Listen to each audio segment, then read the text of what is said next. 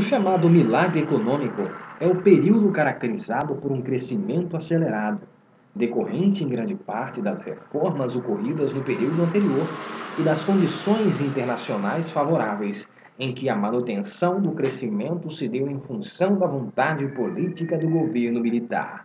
O objetivo do Brasil potência, que foi contra a tendência mundial de retração do crescimento, a partir da primeira crise do petróleo de 1976.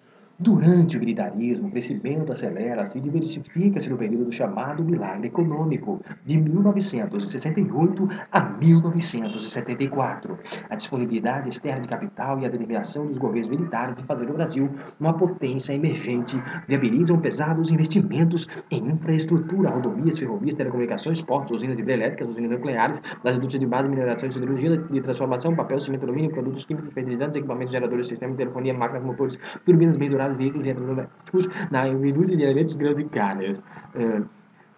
No início da década de 70, a economia apresenta resultados excepcionais, com o PIB crescendo a 12% e o setor industrial a 18% ao ano.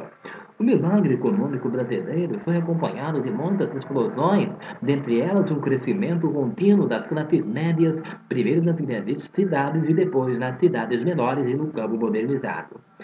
Como essa expansão foi acelerada, nisso falar em explosão das classes médias, que nesse meio século acompanha a explosão demográfica, a explosão urbana e a explosão do consumo e do crédito. Esse conjunto de fenômenos tem relação com o aumento da produção industrial e agrícola, como também do comércio, dos transportes, das trocas de todos os tipos, das obras públicas, da administração e da necessidade de informação.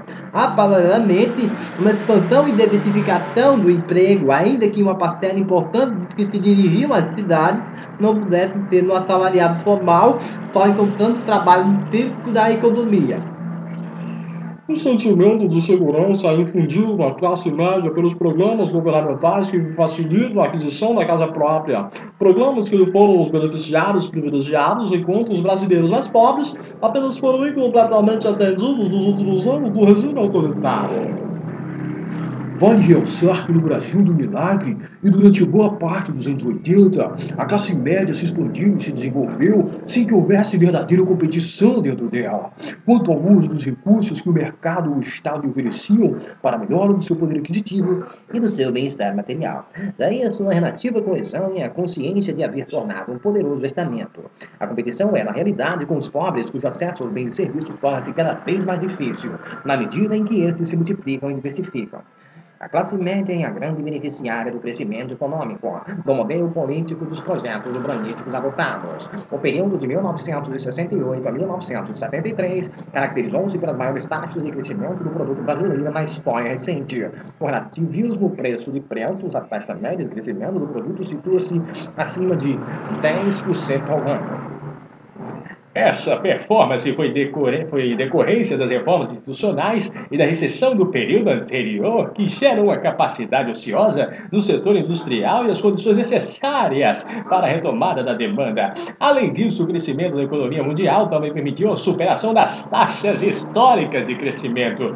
As diretrizes do governo de 1967 já colocam o crescimento econômico como objetivo principal, com de correção da inflação, sendo que se admitiu o convívio de uma taxa de inflação em torno de 20 a 30% ao ano, com redução gradual, a chamada política gradualista de combate à inflação.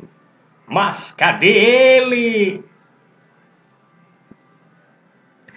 Gente, no governo Collor, no início da década de 1990, os produtos importados passaram a invadir o mercado brasileiro.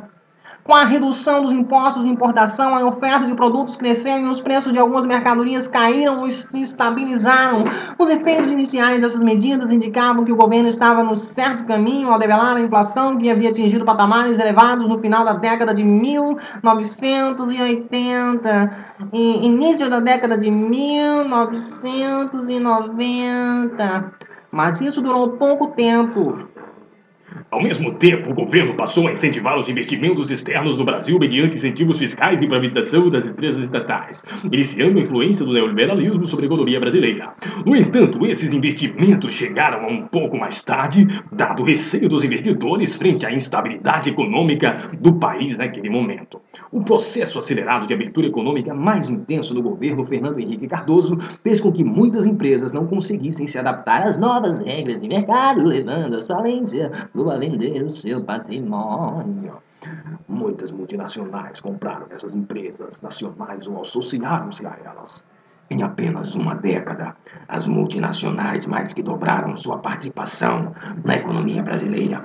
O governo Lula não mudou a orientação da política econômica do governo que o antecedeu. Nem todos os países incorporaram plenamente as ideias neoliberais que eu coloquei no meu mandato. Bom, apenas o governo Lula, apenas o governo Lula não mudou,